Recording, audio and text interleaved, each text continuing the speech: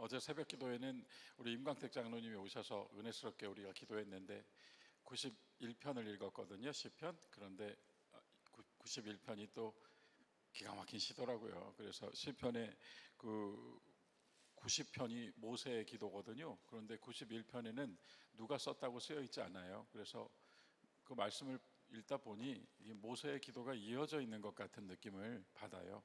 그런데 시편 91편의 마지막에 정말 너무 아름다운 구절이 있어서 제가 제 비망록에도 따로 옮겨 적어 놓았습니다.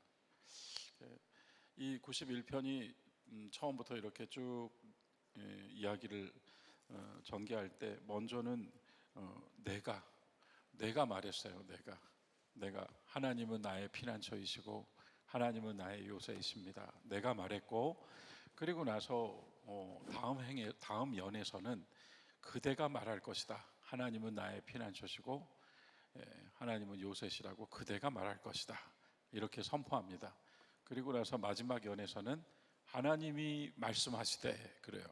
그래서 하나님의 목소리가 들리는 거예요. 제가 어제 아침에 이른 새벽 얼마나 맑은 시간이에요.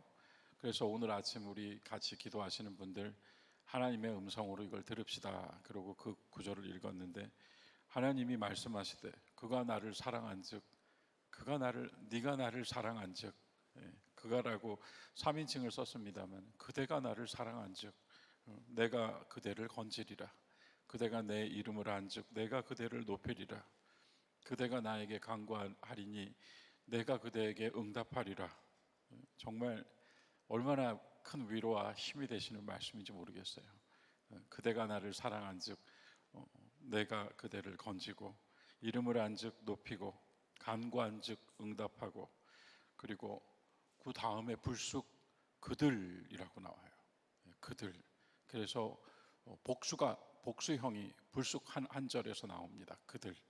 내가 그들을 환난에서 그들과 함께 할 것이고 그리고 영화롭게 해 줄 것이다 하고 다시 내가 그를 1인칭으로 또 바뀌거든요. 그래서 이 그들이라고 하는 3인칭이 가진 의미가 뭘까 생각하게 되더라고요. 복수형이 가진 의미가 뭘까? 그럼 결국 이 환난 가운데 있는 그들은 그리스도의 이름을 믿고 사는 모든 사람들이 되겠죠. 예. 그래서 사랑한즉 내가 건져줄 것이고 내 이름을 알기 때문에 내가 그를 높여줄 것이고 그리고 내가 그 기도에 응답해 줄 것이고 아울러서 그들을 환난 당할 때 내가 함께 있을 것이고 내 영광을 나타낼 것이고 마지막으로 다시 내가 그대를 장수하게 할 것이며 나로 말미암아 만족하게 해줄 것이다. 이렇게 나옵니다. 얼마나 좋은 말씀인지요. 시편 91편의 마지막에 나오는 하나님이 이르시되, 여러분 시편을 읽으시다가 하나님이 이르시되 주께서 말씀하시길, 그러면 그날 그 말씀은 내게 주시는 주님의 음성으로 듣는 겁니다. 그러면 그 말씀이 우리 안에 또 들어와서 말씀에는 영이 있거든요. 그러므로 그 영의 역사가 우리 마음에 충만하게 채워지는 거죠. 문자를 읽는 것이 아니라 우리는 영을 먹는 겁니다. 그래서 오늘 아침 또 이렇게 수요일 예배로 함께 모였는데 날씨가 조금 풀려서 감사하고 또 여기 모이신 여러분 한 분 한 분이 오늘도 저와 함께 귀한 말씀의 은혜를 항상 제가 긍지에 차서 말씀드리지만 저도 받은 은혜이기 때문에 전할 수 있는 것이고 또 어디서도 검색하지 못하는 내용을 저는 전해드리고 있습니다. 이렇게 큰 소리 치잖아요. 오늘도 아마 그런 메시지를 여러분들과 함께 나눌 수 있지 않을까 생각합니다. 우리는 교회 생활에 대하여 주제를 정하고 교회 생활 속에서 우리가 반드시 알고 있어야 할, 붙잡고 있어야 될 그 은혜들을 찾아가고 있습니다. 그래서 은사와 직분과 사역은 지난주에 2주에 걸쳐서 말씀드렸고 아마도 기억이 가물가물해지셨더라도 우리의 오른팔 이번에 결혼하는 김경준 군 결혼 앞두고 신부는 신랑의 어디에 서냐, 처음이라 잘 모르겠습니다. 그래서 신부는 신랑의 오른쪽에 선다. 신부는 아버지의 어느 쪽을 붙잡고 입장하느냐, 그것도 처음이라 잘 모르겠습니다. 두 번은 하지 말자. 그러고 신부는 아버지의 오른팔을 붙잡고 결혼식장으로 들어옵니다. 그래서 아버지의 오른팔은 힘의 원천이었죠. 내 힘의 원천, 내가 살아온 내 삶의 모든 것이 지금 이 딸에게 전달되고 있고, 그리고 이 따님이 신랑에게 올 때 또 신랑이 앞으로 살아갈 삶은 그의 오른팔은 바로 이 여인과 가정을 위하여 사는 삶이 된다는 것이죠. 그 오른팔, 그 은사와 직분과 사역하면서 오른팔이 오른팔이 이렇게 있는데, 그 오른팔이 이름이 이제 오른팔, 오른손, 이게 직분이라고 말씀드렸고, 이 오른손으로 나쁜 짓을 할 수도 있고 좋은 일을 할 수도 있잖아요. 그게 사역이라고 말씀드렸고, 이 오른손으로 일을 하다 보니 점점 수완이 좋아져서 달인이 되었습니다. 제가 그거 은사라고 말씀드렸죠. 그래서 오른손 하나만으로도 우리는 은사와 직분과 사역을 구별할 수가 있었습니다. 이 셋은 따로가 아니라 삼위일체 하나님처럼 하나라고 말씀드렸습니다. 오른손은 이름, 그 직분이요, 그것이 하는 일은 사역, 곧 하나님의 역사요, 그것을 하기 위해 주시는 능력이 바로 은사라고 했고, 그 은사는 우리가 계속 행할 때 더욱더 강해지는 것이라고 말씀드렸습니다. 그래서 은사와 직분과 사역을 나눴고요. 오늘은 세례와 안수를 통한 우리에게 주시는 기름 부음에 대하여 함께 나눌 겁니다. 이제 개요를 잡았으니까 우리 같이 기도함으로 수요 예배 시작하도록 하겠습니다. 다 함께 기도하시죠.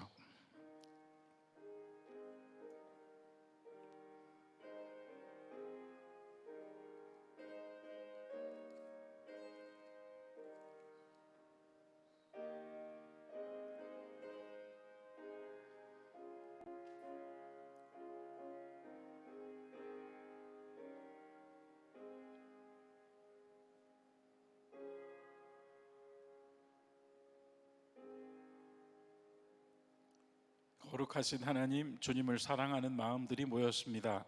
주님을 사랑하는 자들을 건져주시겠다고 하신 말씀을 의지합니다. 또한 주님의 이름을 찾아 부르는 자들을 구원하시고 그들을 높이 세워주신다고 하신 말씀을 의지합니다. 오늘도 우리는 기도를 가지고 나왔습니다. 우리의 기도는 믿음의 기도이오니 믿고 구하는 대로 받게 하시고, 살아계신 하나님의 능력을 우리가 체험으로 알게 하셔서 누군가 나에게 가르쳐준 믿음이 아니라 나의 믿음으로 바로 서게 하여 주시며, 이로써 우리가 모든 환난 때 우리와 함께 하시는 하나님의 은혜 안에 살 수 있게 도와주시옵소서. 귀한 성도들을 불러 모아 주시니 감사합니다. 우리는 바쁜 나날을 보내고 있지만 그 모든 것보다 먼저 하나님께 경배를 드리오니 우리의 예배를 받으시며 신령과 진정으로 드리는 마음 한 중심에 성령의 은혜를 부어 주옵소서. 우리가 교회 생활의 기쁨을 다시 발견하고 이 기쁨을 전할 수 있기를 원합니다.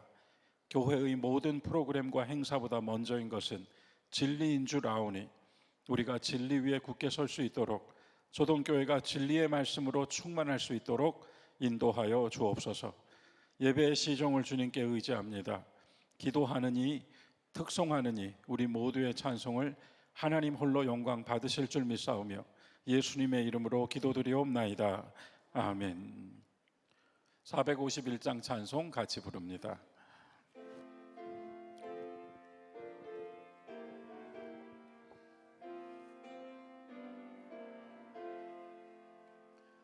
예수 영광 버리사 사람 되신 것 보고 너도 고난 당하나 길이 참으라.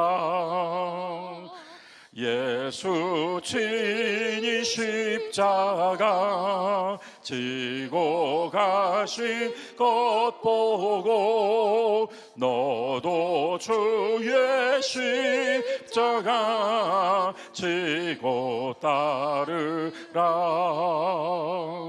예수 너를 위하여 죽으심을 본받아 너도 남을 하여 춤을 바쳐라.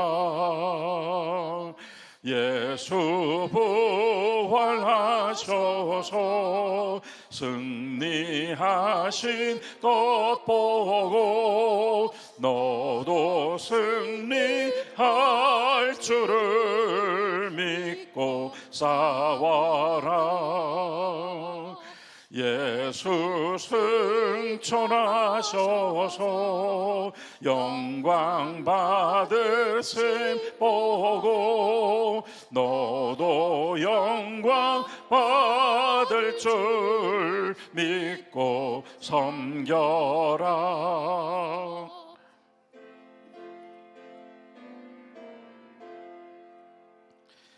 예수 다 세우셔서 상을 주실 줄 믿고 너도 상을 얻도록 참고 참으라.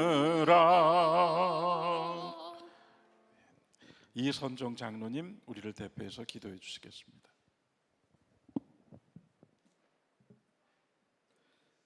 은혜로우신 아버지 하나님, 이 시간 주님 앞에 나온 저희들을 긍휼히 여기시고 이 예배의 시간 동안 오직 주님만을 바라보며 예배하는 저희가 되게 하옵소서.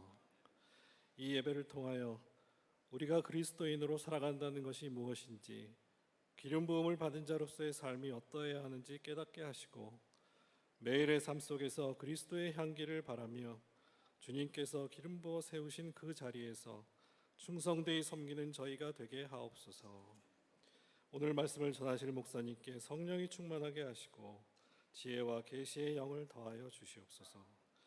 모든 성도들의 마음에 영적 귀를 열어주시고 저희의 심령 깊은 곳을 변화시키는 생명의 말씀이 되게 하옵소서.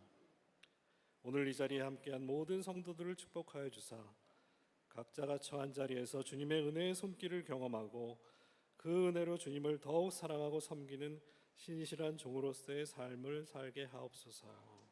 우리의 유일한 소망 되시는 예수 그리스도의 이름으로 감사하며 기도드리옵나이다.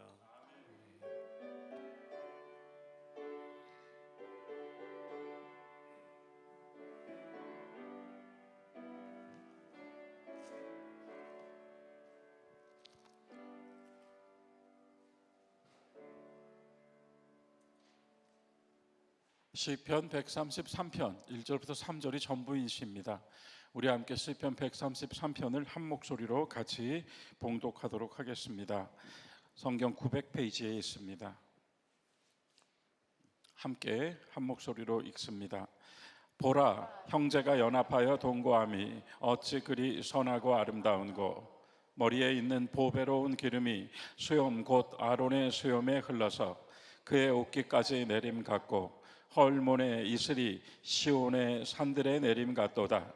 거기서 여호와께 복을 명하셨나니 곧 영생이로다. 아멘. 히브리서 6장 1절과 2절 말씀 한 절씩 교독하여 읽고 마칩니다. 히브리서 6장 1절과 2절입니다.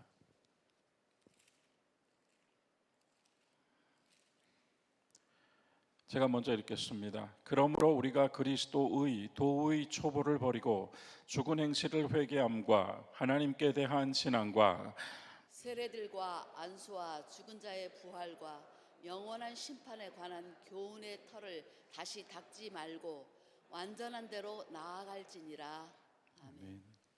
이어지는 3절에는 하나님께서 허락하시면 우리는 하리라입니다. 교회 남구역 믿음의 식구들 하나님께 찬양해 주시겠습니다.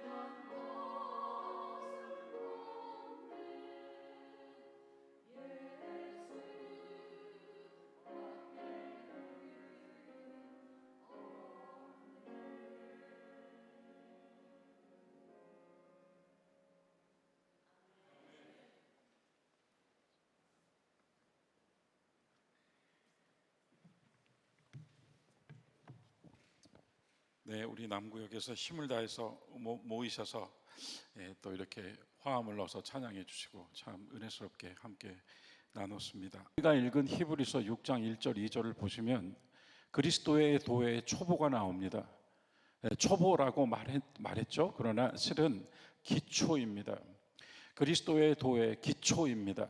그래서 그리스도의 도의 기초를 확고하게 잡았으면 그 기초를 두고, 기초라는 건 여러분 우리가 바깥으로 이렇게 건물을 잘 만들어 놨어도 이 교회가 이 건물이 유지될 수 있는 바탕이잖아요. 기초가 무너지면 다 무너지는 거잖아요. 그래서 그리스도의 도의 기초를 잘 쌓은 다음에 그리스도의 도의 완전함으로 나아가라고 말합니다.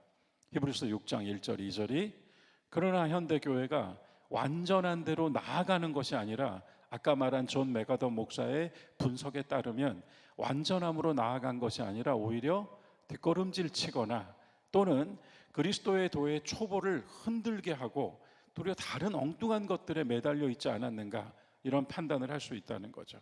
이따가 좀 더 이야기할 것이기 때문에 이렇게 잡아놓고요. 성경책 가지고 계시니 사도행전 19장부터 오늘 살펴보겠습니다. 사도행전 19장 찾아보시죠.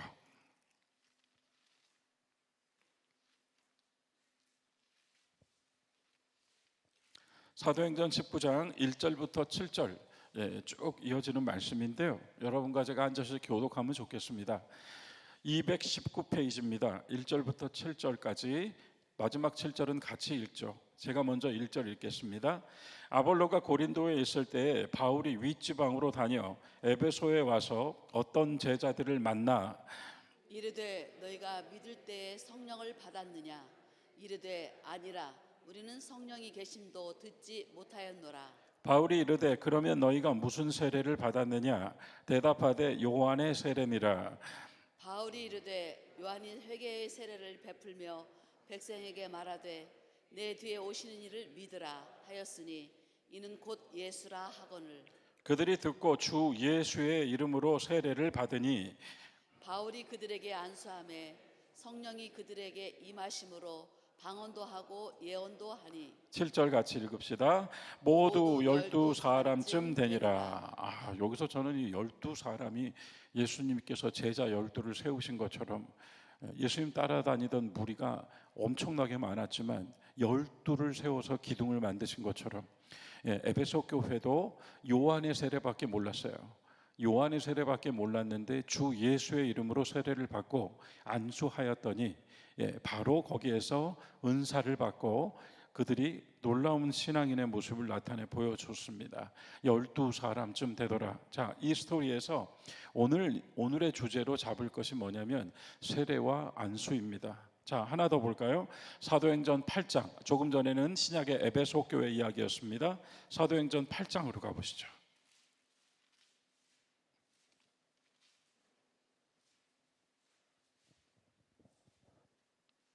8장 14절부터 17절까지 그것도 한 절씩 교독하고 17절은 같이 읽겠습니다. 제가 14절 먼저 읽을게요.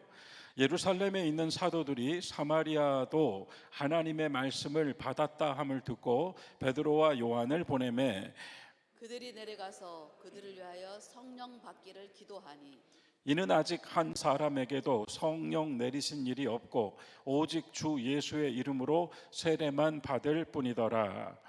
이에 두 사도가 그들에게 안수하며 성령을 받는지라. 자, 여기에도 똑같이 여러분 주 예수의 이름으로 세례를 받고 사도들이 안수하였다가 나옵니다. 그래서 세례와 안수를 통하여 이 사람들이 거듭나고 능력 있게 되었다는 두 말씀, 특별히 사마리아 같은 경우는 제자 빌립이 가서 전했으나 아직 성령을 받지 못하였기에 다시 사도들을 보내게 되죠. 그래서 베드로와 요한이 다시 가서 이전에 이방인보다 더 이방인으로 분류되고 사람 취급도 받지 못했던 사마리아였지만 그들도 하나님의 말씀을 받고 나니 그들에게도 사도들이 가서 예수 그리스도의 권위로 세례를 주고 그 이름으로 세례를 주고 권위로 안수하니 그들도 모두 성령을 받았다는 것을 확인할 수가 있습니다. 이와 같은 맥락으로 오늘의 교회도 여전히 세례와 안수를 통한 성령의 임재가 여전히 우리에게도 열려 있는 것이죠. 그래서 사도행전 앞에 두 말씀, 하나는 신약의 교회인 에베소, 또 하나는 이스라엘 땅에 있던 사마리아 이야기를 우리가 확인했습니다. 먼저 여러분과 제가 주의 일을 한다, 하나님의 일을 한다라고 말할 때 하나님의 일이란 무엇일까요? 너무나 방대해서 어떻게 정리가 안 될까요? 하나님의 일이란 무엇일까요? 성경이 말하는 하나님의 일이란 무엇일까요? 하나님의 일, 우리가 지난 은사와 직분과 사역에서 하나님의 역사라고 말했잖아요. 그러니까 하나님의 일 그러면 정말 무슨 워크 정도가 돼버리고 말 것 같고요. 하나님의 역사는 무엇일까요? 이렇게 질문한다면 우리는 분명한 하나로 대답할 수 있는 것이 하나님의 형상을 가진 사람이 내면에도 하나님의 생명을 소유하여 하나님의 형상과 생명으로 하나님의 뜻을 이루는 거죠. 그분을 나타내고 그분의 사랑을 실행하고 그분의 영생에 참여하는 거죠. 하나님의 영혼에 참여하게 하시는 것. 그래서 하나님의 역사는, 하나님의 일은 하나님의 생명을 받게 하여 구원받고 하나님의 영혼에 함께하는 자가 되게 하는 일입니다.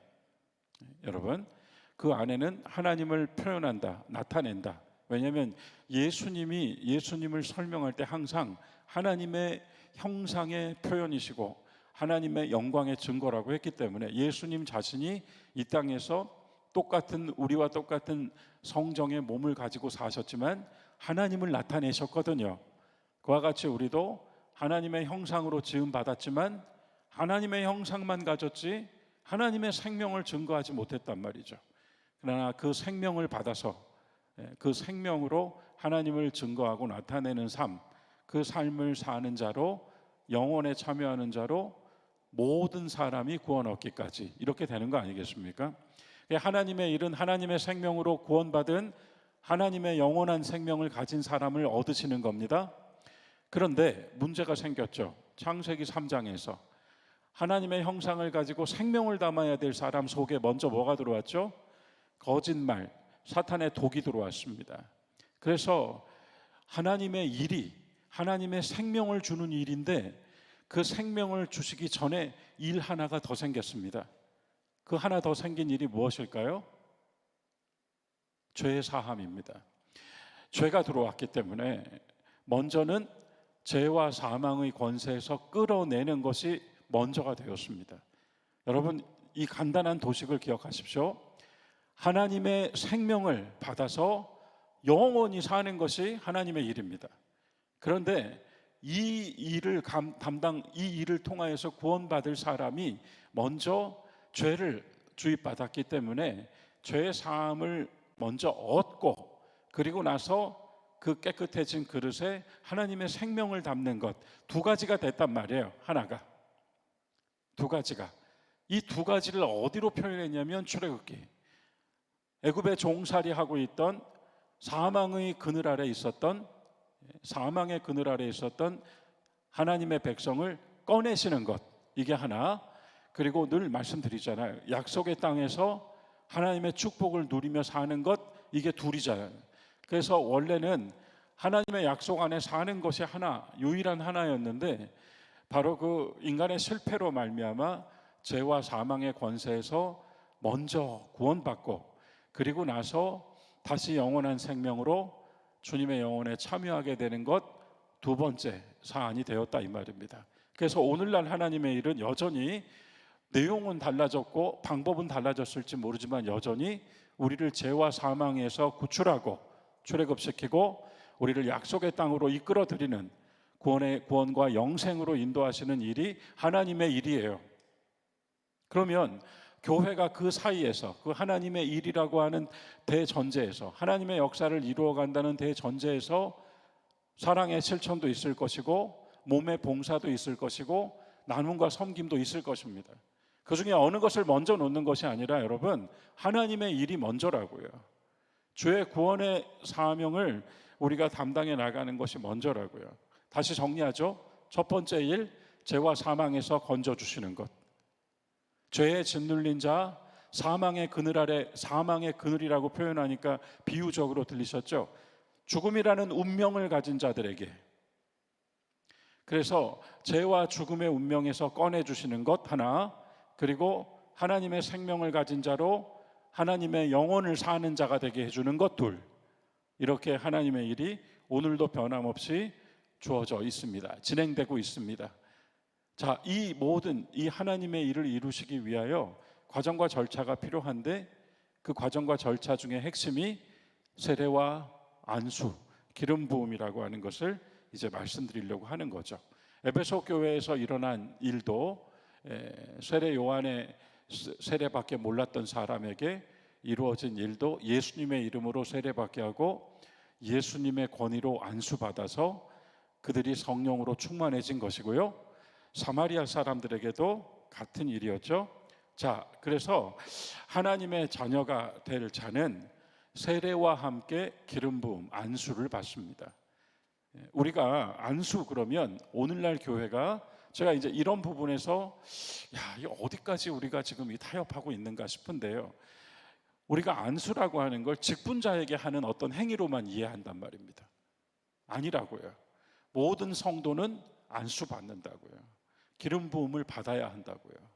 근데 이 부분에서 이미 우리는 너무나 조직이 되어버린 교회에 익숙해져 있어서 진리 앞에 오히려 진리가 낯설게 느껴지고 현상이 익숙해져 버린 이런 교회의 모습을 우리가 볼 수 있는 거예요. 저는 그렇게 생각합니다. 히브리서 6장 1절 2절 아까 도입에서 이미 강조했습니다. 히브리서 6장 1절 2절 뭐 그 뒤에 있는 말씀들도 너무 귀하고, 제가 아까 3절 일부러 한 절 더해드렸잖아요. 하나님이 허락하시면 우리는 합니다. 얼마나 기가 막힌 한 절이에요.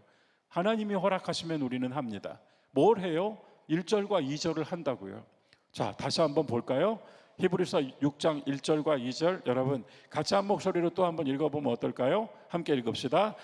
그러므로 우리가 그리스도의 도의 초보를 버리고 좋은 행실을 회개함과 하나님께 대한 신앙과 세례들과 안수와 죽은 자의 부활과 영혼의 심판에 관한 교훈의 터를 다시 닦지 말고 완전한 대로 나아갈지니라. 나아가자고 했습니다. 나아가자고. 그런데 우리는 기초도 제대로 못 놨죠.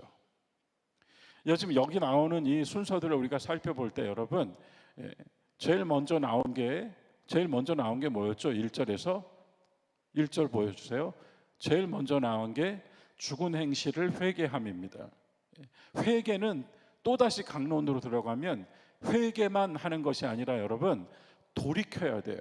그게 베드로 사도가 성령 받고 한 말입니다. 세례를 받고 회개하고 돌이켜라 그럽니다. 회개는 일단 내가 마음으로 그 부분을 인정하고, 내 마음으로 그 부분을 인정하고 하나님을 향하여 고개를 돌린 거잖아요. 고개를 돌리고 끝나는 것이 아니라 가야 된다고요. 돌이켜 가야 된다고요. 탕자가 돼지우리간에서 내가 하늘과 아버지께 죄를 범했다 회개했잖아요. 내가 내일은 아버지에게 가서 돌이켜야 된다고요. 그래서 회개는 다시 들어가면 회개와 돌이킴입니다. 이 두 가지가 같이입니다. 그런데 어쨌든 그리스도의 도의 초보의 처음은 죽은 행실을 회개함이 먼저고요. 그 두 번째는 하나님을 믿는 믿음이에요. 신뢰라고 표현했죠. 하나님을 믿는 믿음. 그래서 이전에 내가 믿었던 것들보다도 더 강하고 능력 있으신 하나님을 믿는 믿음을 딱 고수하고 가게 된다는 겁니다. 그러면 이 순서를 우리가 볼 때 회개가 있고 믿음이 있고 그 다음에 2절에 가시면 부활이 있고 심판, 그러니까 심판은 곧 이제 영원한 생명에 대한 하나님의 약속이 함께 놓여 있는 거죠. 심판. 그래서 회개와 믿음과 부활과 심판만 나오는 게 아니라 그 중간에 세례와 안수가 함께 있다고요. 그리스도의 도의 초보에서 그 중간에 안수가 함께 있는 것입니다. 그래서 이 그리스도의 도의 초보라고 말한 것, 기초, 이 기초를 단단히 다진 후에 완전함을 향하여 전진하라고, 나아가라고, 또는 도약하라고, 상승하라고 이렇게 말씀이 되었으나 이렇게 가지 못하고 있다는 이야기입니다. 순서를 우리가 확인했습니다. 회개와 믿음과 세례와 안수와 부활과 심판입니다. 이 초보의 기초의 도를 분명히 해야 되는데, 기초가 불안하면 당연히 그 이후에 쌓아지는 것 역시 모양도 이상해지고 또한 그 건축물도 흔들릴 수밖에 없겠죠. 그래서 도입에서 말씀드린 것처럼 세상 말을 가져와서 이제 교회의 운명을 말하는 시대가 되었는데, 우리는 그게 아니잖아요 라고 제가 아까 말씀드린 겁니다. 그러면서 하나님께서 세상을 다스리신다고 믿는데 지속 가능한 세상을 어떻게 인간이 만든단 말이에요. 인간은 여전히 그 모든 것들을 파괴시키면서 살아가고 있고, 생명이 생명을 지키기 위hen 무언가가 죽어야 되는 것이 운명인데요. 그래서 우리에게 허락하신 이 땅과 이 세계를 우리는 잘 활용하며 살고 함께 잘 나누어 살아야 되는 것이 핵심이지. 그리고 그것을 모두 주관하시는 것, 다스리시는 하나님을 믿는 믿음이 먼저이지. 그죠? 교회는 더 할 것 아니겠습니까? 아니, 내가 내 교회를 세운다고 하신 예수님 말씀 위에 서 있는 교회를 우리가 지속 가능하게 지킨다고요? 어떻게 해요? 세대는 거듭되고 한 세대가 금방 끝나버리고 다음 세대가 찾아오는데 어떻게 우리가 지속 가능하게 지켜요? 우리의 삶도 지키지 못하고 우리의 내일도 지키지 못하고 있는데요. 저는 그런 사회학적 용어들이 복음보다 더 앞서는 것이 좀 가슴 아팠습니다. 엉뚱한 데로 가고 있다, 이런 생각이 들었습니다. 이제 우리가 세례에 대해서는 우리가 누차, 여러분 세례에 대해서는 충분히 아시잖아요. 거기에 대해서는 이따 좀 말씀을 드리고, 먼저 이 안수에 대해서 오늘 가장 중요하게 다뤄보려고 합니다. 안수에 대해서. 안수의 그 기초는 어디에서 나왔는가? 레위기에서 시작되고, 레위기에서 시작되는 이 안수의 기본 교리를 가지지 못하시면 여러분과 저는 또 아무것도 모른 채 그냥 형식적인 행사를 진행하는 거예요. 그걸 말씀드려야 됩니다. 구약의 성도들, 구약의 유대인들은 두 가지를 아주 중요하게 생각했는데, 성전에 가서는 안수하는 것을 중요하게 여겼고, 그리고 일상 속에서는 할례 받은 자로 사는 걸 중요하게 여겼습니다. 그래서 구약의 성도들에게 있어서 아주 중요한 것, 내가 하는 것으로 중요한 것, 하나님이 하시는 것으로는 당연하고요, 내가 하는 것으로 중요한 것이 뭐냐면 안수와 할례예요. 그래서 여러분 한번 볼까요? 제가 창세기 17장 읽으면서 이게 참 여기까지 나왔구나 싶었는데요. 한번 찾아보시면 어떨까요? 창세기 17장. 할례는 여기 다 있습니다. 창세기 17장.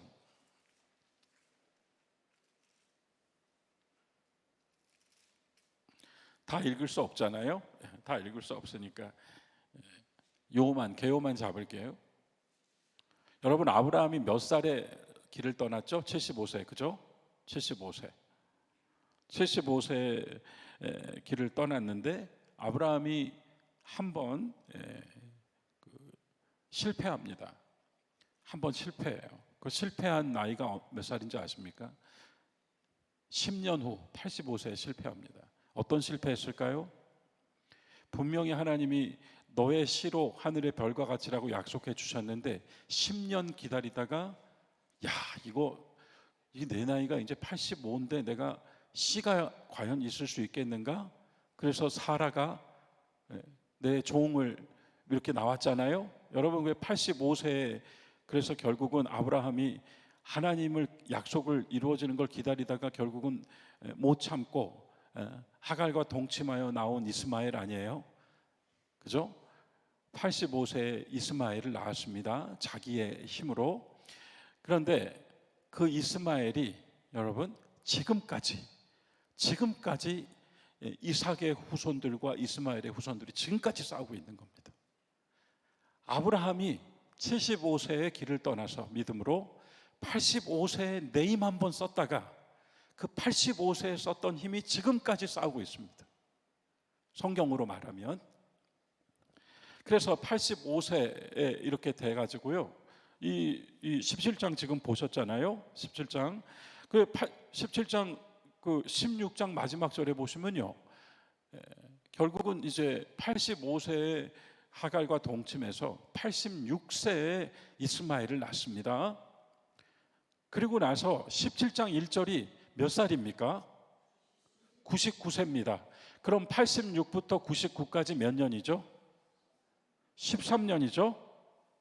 86부터 99까지 13년. 사랑하는 여러분, 13년 동안 하나님의 임재가 없었습니다. 13년 동안 하나님의 음성이 없었어요. 그래서 86세에 이스마엘 낳고요, 99세에 하나님 다시 오실 때까지 13년 동안 하나님 은혜를 하나도 보지 못하고 이스마엘 크는 것만 봤습니다.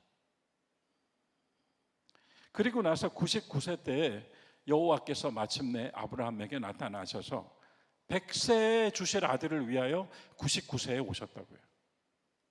100세에 주시잖아요. 100세에. 그래서 99세에 하나님이 나타나셔서, 자, 2절 내가 내 언약을 나와 너 사이에 두겠다. 이게 첫 번째 말씀이에요. 나와 너 사이에 내 약속을 두겠다라고 하셨습니다. 자, 그 다음에 여러분 4절 보실까요? 4절에서 또 뭐라고, 이 다 하나님이 하신 말씀이니까요. 4절, 보라 내 언약이 너와 함께 있다라고 하셨습니다. 나와 너 사이에 두겠다, 내 언약이 너와 함께 있다. 그리고 나서 7절 보실까요? 7절에 보시면 내가 내 언약을 나와 너 그리고 나와 너의 후손들 사이에 두겠다. 약속이 계속되죠. 여러분, 이 말씀들이 이건 아브라함의 케이스가 아니라 지금 우리 모두가 여기 들어와 있습니다. 믿음의 조상으로 아브라함을 받아들인 우리 모두가 지금 여기 들어와 있습니다. 언약을 나와 너희 후손 사이에 두겠다. 그러면 지금 하나님과 여러분과 저 사이에 지금 약속이 있는 겁니다. 약속이 있는 거예요. 그리고 나서 이 99세 때에 아브라함에게 하나님이 뭘 명하셔요? 할례를 해라. 할례를 해라고 나오잖아요. 여러분 9절 같이 읽어볼까요? 9절 함께 읽읍시다. 하나님이 또 아브라함에게 이르시되 그런즉 너는 내 언약을 지키고 내 후손도 대대로 지키라. 약속 지켜라. 후손들도 약속 지켜라. 이렇게 말씀하셨죠. 그리고 나서 10절에서 다 할례를 받아라 했습니다. 다 할례를 받아라. 그리고 여러분 이제 13절 보시면 13절 우리 2회부터 읽으면 되겠습니다. 중반에 2회 함께 읽을까요? 2회 내 언약이 너희 살에 있어 영원한 언약이 되려니와. 할례가 결국 뭐가 됐냐면 하나님의 약속이 내 몸에 있다는 거예요. 이제 그러면 할례를 행했다는 의미가 나중에 사도 바울이 다 설명해 줍니다. 골로새서 2장 11절에서 이제 할례는 마음으로 받는 것이고 그것은 우리의 육적인 몸을 벗어버리는 것입니다 라고 할례를 재정립해 줬고요. 3장 3절에서는 육체를 신뢰하지 않게 된 것이 할례라고 정해줬습니다. 그러면 아브라함 99세 때 다시 오셔서 할례를 행하라고 하면서 하나님이 담아주신 메시지가 뭐냐면 너 힘 믿고 살지 마요. 너 힘 믿고 살지 마. 할례를 행하면 그 할례, 표피를 떼어내는 할례를 증거로 삼아서 하나님 이젠 내 힘으로 살지 않겠습니다. 하나님 주시는 힘으로 살겠습니다. 이게 할례라고요. 그래서 85세에 내 힘으로 아들 하나 낳으려고 했던 이스마엘이 결국은 99세에 다시 오셔서 자기 힘을 의지하지 않고 사는 사람으로 먼저 바꿔놓으신 다음에 그 다음에 100세에 약속한 아들을 주신다고요. 할례가 이런 의미입니다. 이제는 나의 힘으로 살지 않는다. 이게 복음서로 오면 뭐가 될까요? 자기를 부인하고가 되는 겁니다. 자기를 부인하고. 여러분 이렇게 할례를 이해하셨죠? 유대인들은 그런데 이걸 어떻게 삼았죠? 우리는 유대인이다의 증거가 할례였어요. 지금 하나님의 약속이 내 살에 있다, 내 몸에 있다. 이 의미, 하나님의 말씀에 참 뜻을 새긴 것보다도 우리는 할례를 받았으니까 유대인이다. 여기에 포인트를 찍었다고요. 자, 그런 가운데서 세례, 이미 세례는 우리가 알고 있는 것처럼 우리를 죄와 사망의 그늘에서 꺼내주신 일. 그럼 거기엔 어떤 영적인 사건이 일어난 것인가? 다 들으셔서 아시죠? 그리스도와 나를 동일시해 주신 거예요. 여러분, 그건 우리가 아는 게 아니고 하나님이 하신 일입니다. 세례를 받을 때 그리스도의 죽으심과 나의 죽어야 될 존재의 죽음을 동일시 똑같이 여겨주셨다는 거예요. 하나님이 그리스도가 부활하실 때 여러분과 제가 앞으로 부활을 얻기 위해 노력하는 게 아니라 그리스도의 이름으로 세례를 받은 사람은 그리스도가 받으신 부활을 가지고 있다는 겁니다. 여러분과 제가. 예, 이건 우리가 이해하는 게 아니에요. 하나님께서 하신 일이요, 하나님의 일을 믿는 믿음의 문제입니다. 그래서 세례는 한면으로는 세상으로부터 종된 삶으로부터 뭔가에 짓눌려 있던 삶으로부터 또는 죽음의 운명으로부터 나온 게 세례입니다. 또 하나, 세례는 그리스도와 내가 같은 존재가 된 것입니다. 그리스도와 함께 동일시된 것이다.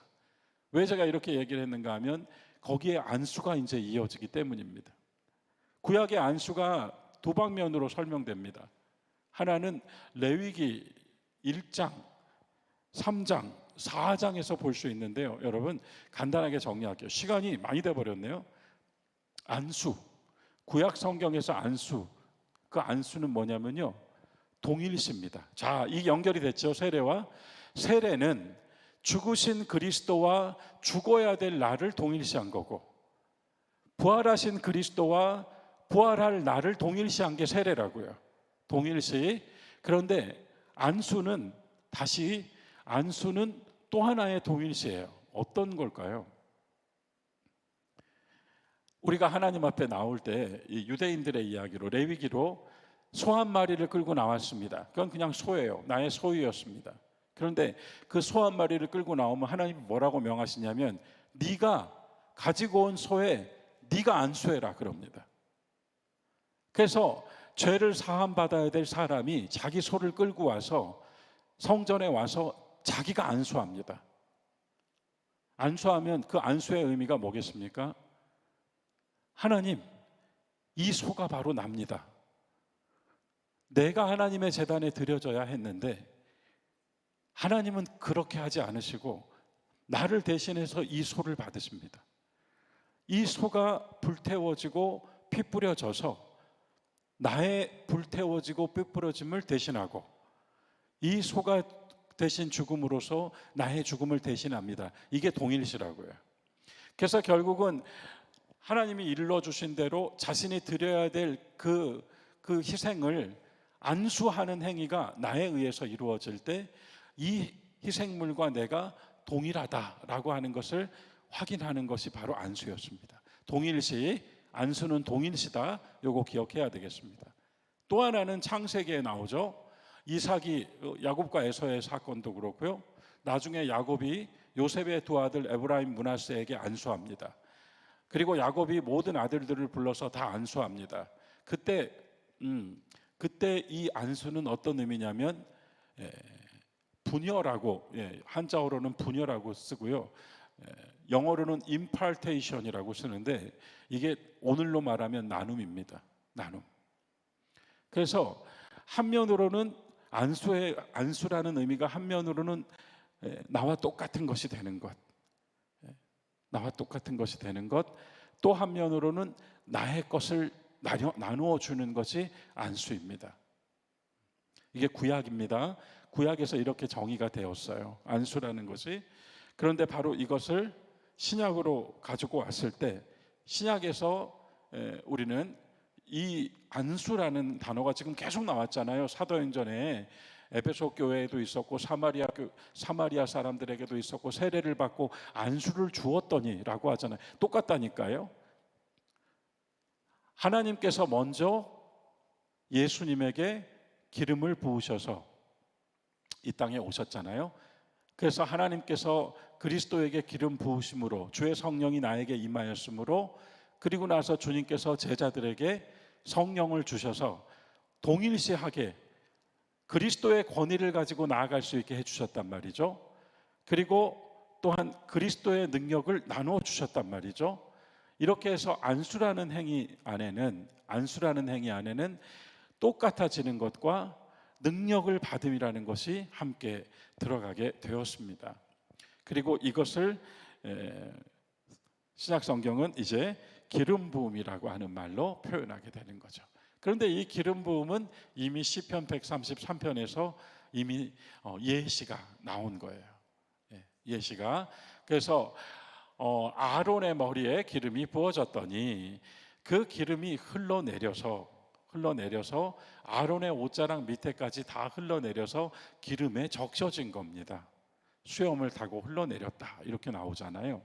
그래서 형제가 연합하여 동거하며 어찌 그리 아름다운가는 그냥 함께 모여 있어서 아름다운 게 아니라 그 기름 부으심에 적셔져 있어서 아름다운 겁니다.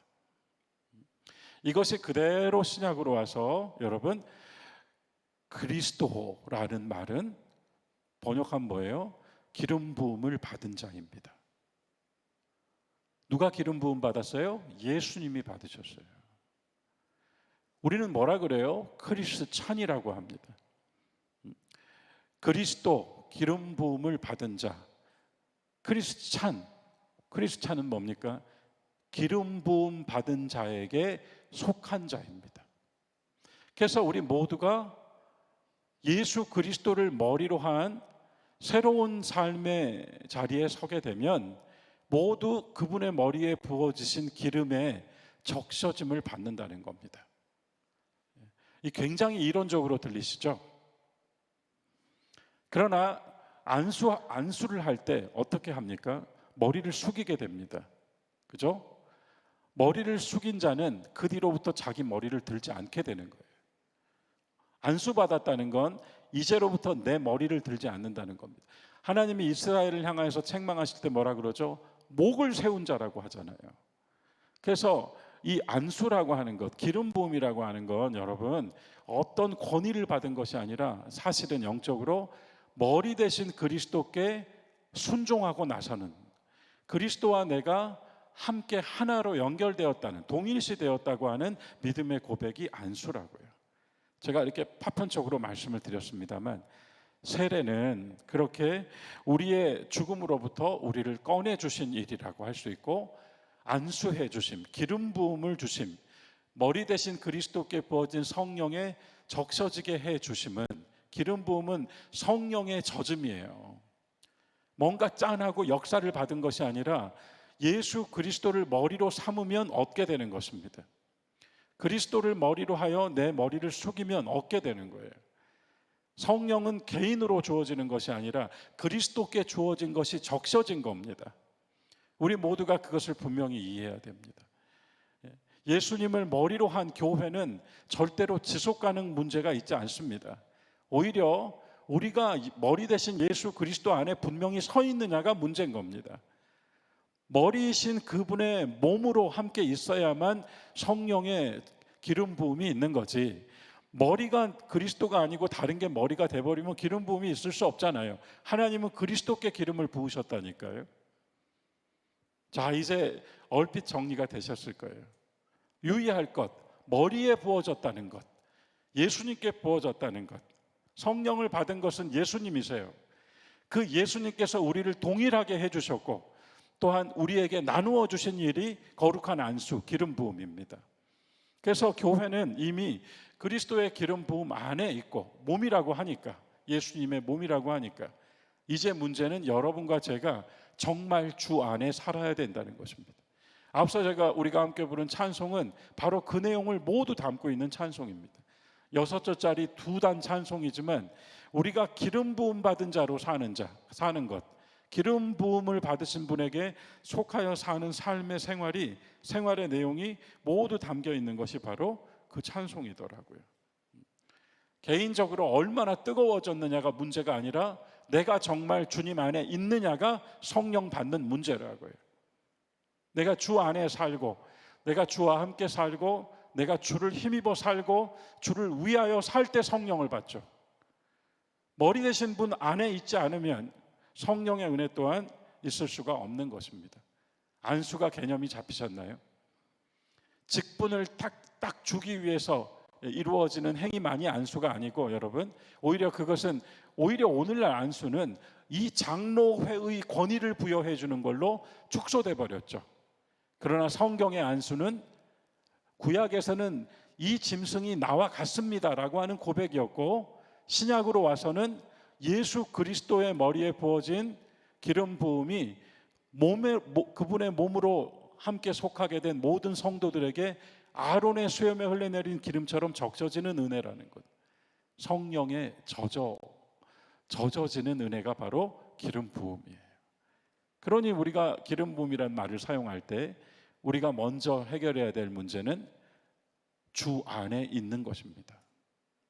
주 안에 주님께 속하여 있는 것. 두 번째 문제는 주님의 권위에 복종하는 것. 세 번째 문제는 주님에게로부터 받는 은혜를 사모하는 것입니다. 그럴 때 비로소 이 기름 부으심의 은혜, 안수의 역사, 구약에서는 안수라고 했고 신약에서도 안수라고 했지만 그 실상은 기름 부음을 받는 은혜가 우리에게도 주어지는 것입니다. 머리에 흘러내린 기름이 턱수염을 타고 내려와서 발 밑에까지 이른 것처럼 예수 그리스도의 머리에 부어지신 기름이 온 몸을 타고 흘러내려서 우리 모두가 그 기름 부음에 함께 참여하게 된 것이 신약의 안수입니다. 그래서 여러분, 제가 항상 말씀드리듯이 단지 어떤 사람들만이 할 수 있는 것이 아니라 여러분 또한 여러분의 사랑하는 사람들을 위하여 안수하여 기도하실 수 있고 그 손을 잡고 기도해 줄 수 있어요. 하나만 더 전진해서 끝내겠습니다. 그러므로 이제 안수라고 하는 것, 기름 부음이라고 하는 것은 교회 생활로 이야기한다면 뭐가 되는가? 교제가 됩니다. 손을 내밀어서 안수하듯이 교제가 뭐라 그랬어요? 손을 내밀어 주는 것이라고 했습니다. 그래서 성도의 교제는, 교회에서 함께 교통하는 이 삶은 바로 우리가 기름 부음을 나누어 갖는 것입니다. 여러분, 그리스 정교회는 지금도 기름을 발라줘요, 이마에. 장로교회는 기름 안 바릅니다. 그러면 기름을 발라주는 정교회는 구원이 있고 우리는 구원이 없습니까? 영적으로 이해하시라고요. 그리스도의 머리 위에 성령이 부어지셨고 그 부어지신 기름 부음이 오늘 우리 모두에게 함께 있다는 겁니다. 문제는 내가 주님 안에 있을 때 그 기름 부음의 은혜도 받을 수 있다는 겁니다. 우리가 타협한 게 뭐예요? 주님보다 더 먼저 둔 것이 많아져 버린 것입니다. 이제 다시 한번 본질로 돌아간다는 것, 교회가 교회된다는 게 뭡니까? 진리로 돌아오는 것이고 머리 대신 그리스도의 몸으로 다시 온전히 결합되는 것입니다. 주님이 머리가 되셔서 그 몸으로 사는 삶을 실행하는 것입니다. 내 뜻을 이루기 위해 일하는 것이 아니라 주님께서 하실 일을 하는 것입니다. 그래서 여전히 우리에게는 사랑과 섬김과 나눔의 사명이 주어져 있는 것이죠. 오늘 이렇게 정리를 하겠습니다. 저는 그냥 한 줄 제목에 담았는데요. 그리스도 기름 부음 받으신 분, 크리스찬 기름 부음 받은 자에게 속한 자. 우리 모두가 이미 성령 안에 있는 것입니다. 문제는 주 안에 우리가 사는 문제입니다. 모두가 이와 같은 성경의 진리를 좀 바로 알고 그리스도의 도의 초보를 극복하여 힘있게 다시 또 주님의 능력, 권위를 함께 받은 자답게 담대하게 믿음의 길 걸어가야 되겠습니다. 오늘 함께 나누신 이 말씀이 작은 유익이 되셨기를 바라고 세례와 안수를 통하여 이루어 주신 역사를 우리도 함께 가지고 하나님의 일을 이루는 귀한 성도의 삶 계속 이어갈 수 있기를 소망합니다. 함께 320장 찬송 부르고 마치겠습니다.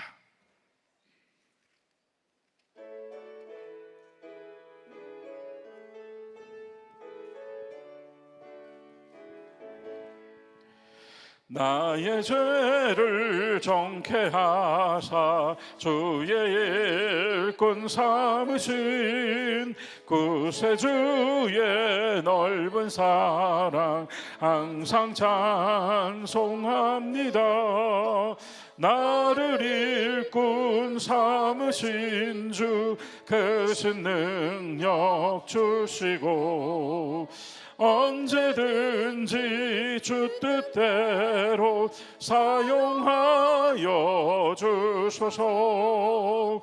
내게 부어 주시려고 은혜 예비하신 주의 은혜 채워주사 능력 있게 하소서. 나를 일꾼 삼으신 주 크신 능력 주시고 언제든지 주 뜻대로 사용하여 주소서. 죄의 짐을 풀어주신 주의 능력 그도다. 나를 피로 사신 예수 내 맘속에 오소서. 나를 일꾼 삼으신 주 크신 능력 주시고 언제든지 주 뜻대로 사용하여 주소서.